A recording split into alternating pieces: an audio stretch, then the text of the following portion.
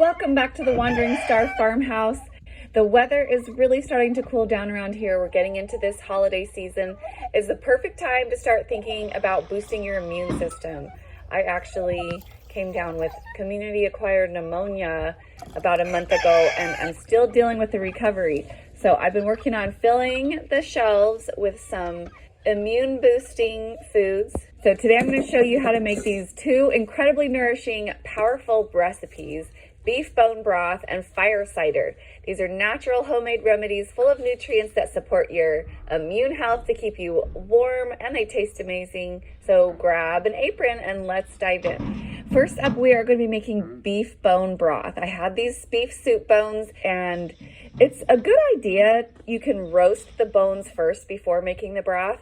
I actually really just didn't think about it this day, but roasting them kind of deepens the flavor a little bit.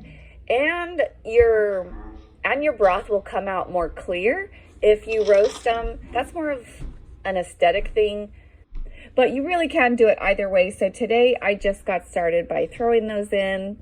So the next thing I added was a bunch of aromatics to the broth. And the nice thing about making bone broth or stock is that you don't have to use the most prime vegetables. So what I've got here is some of the last onions from my garden that are these little tiny ones, and they're even sprouting. And I throw those in with the skins on even. You can just throw in onion skins. And I've got some celery that was still growing in our garden. It held up to the cold pretty well this fall. And you got celery leaves in there. That's great.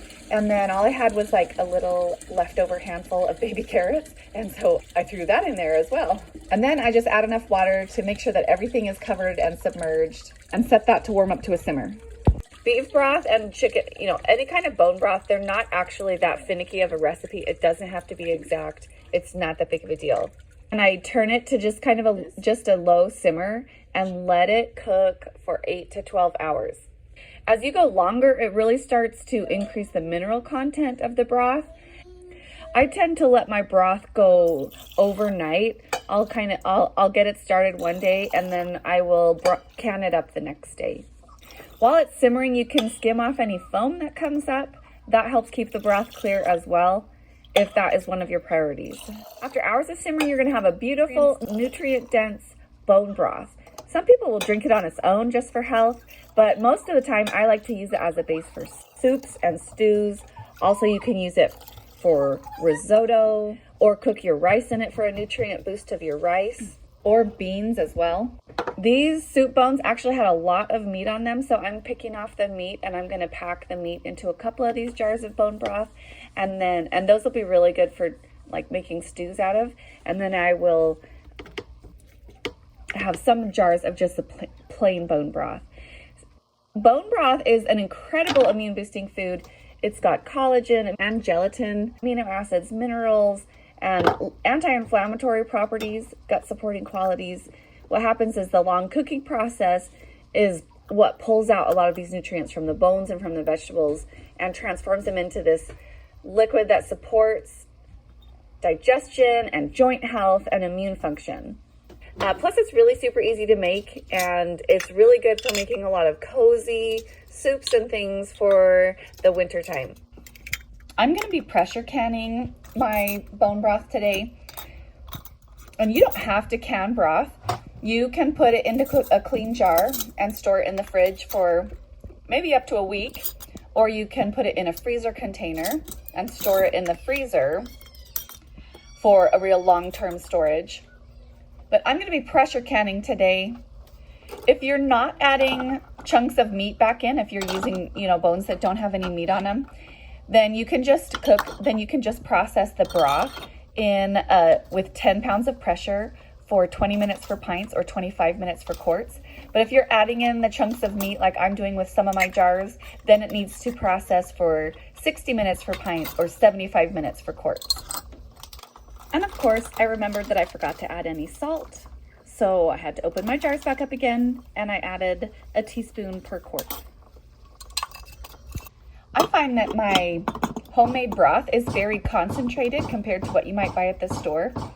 So you can be very flexible with the amount of broth that you're using. For example, if a recipe calls for 3 cups of broth, I can pull out a pint and just add an extra cup of water but my broth that I make is so concentrated that there's going to be plenty of flavor and gelatin and everything to make the recipe really delicious, even with a smaller amount.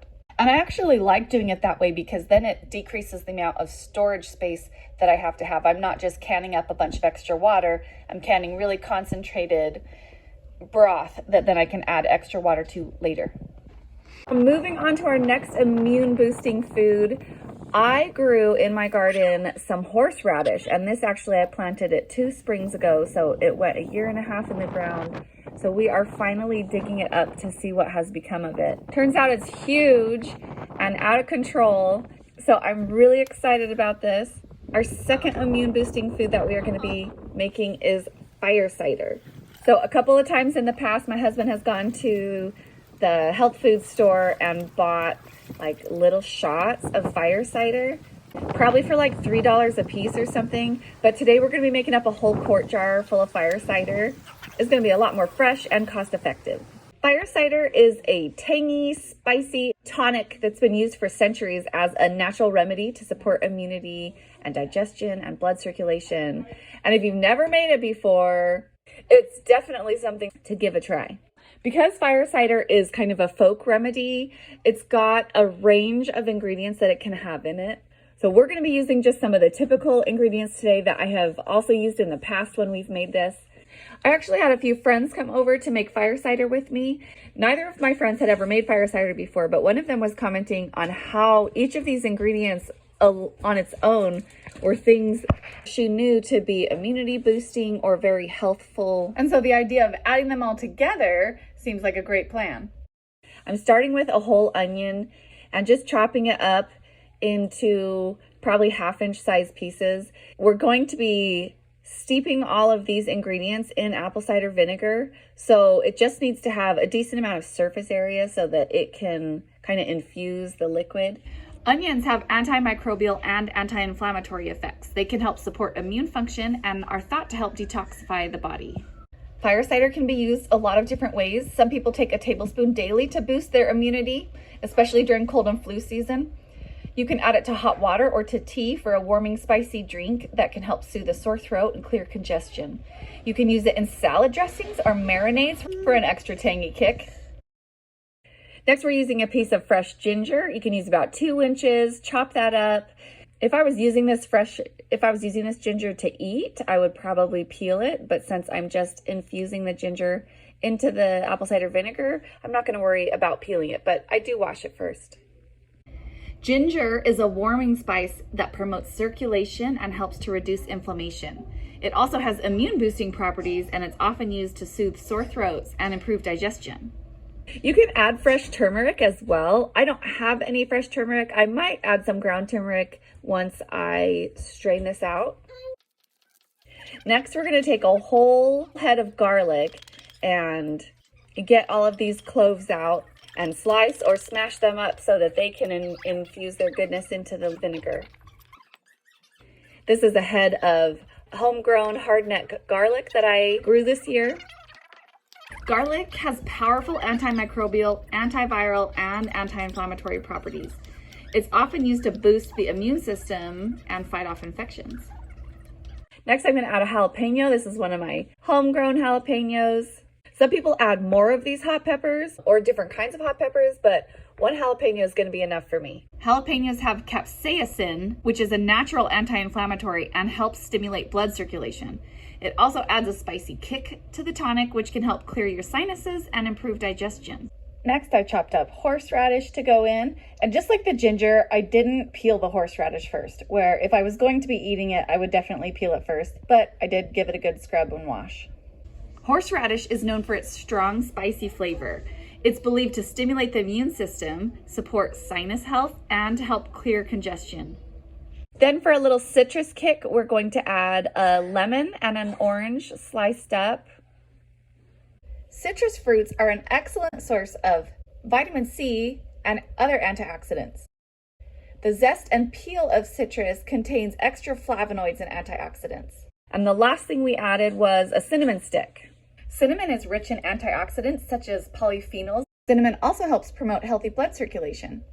Then we're going to add enough raw apple cider vinegar To completely cover all of these ingredients, apple cider vinegar is the main base of fire cider. It is known for its alkalizing and detoxifying properties. Apple cider vinegar is rich in beneficial acids, minerals, and probiotics that support digestion and your health in general. And we're gonna store this in a cool, dark place for about 2 to 4 weeks, shaking the jar daily to mix the ingredients. And during that time, all of the goodness from these ingredients is gonna infuse into this apple cider vinegar. And then we will strain it out. You can add honey to your fire cider to sweeten it up a little bit. I am not gonna add my honey until I strain the cider out in a couple of weeks. We've got some raw local honey from a friend, and honey will add sweetness and act as a bit of a natural preservative as well.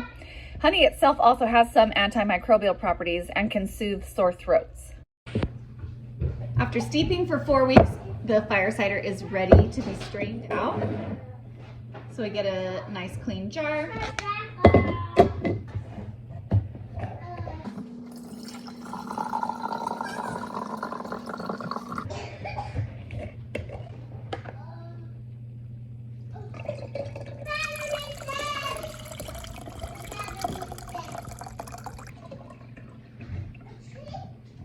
If you want this to last the longest, it'd be a good idea to store it in the refrigerator. I've stored mine in the cupboard for a long time and haven't had any trouble with it, but to be safe, you might want to put it in your fridge. And what people do is people like to drink a tablespoon of this daily during cold and flu season to naturally boost your immune system. A lot of people just take it straight like this. A couple of my kids will even take it straight like this. However, I'm a little bit of a wuss, and so my favorite way of drinking my fire cider is in a glass of orange juice.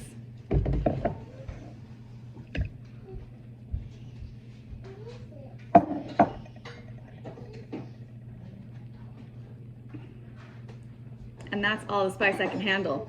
I like it like that. Kind of a punch to start your morning.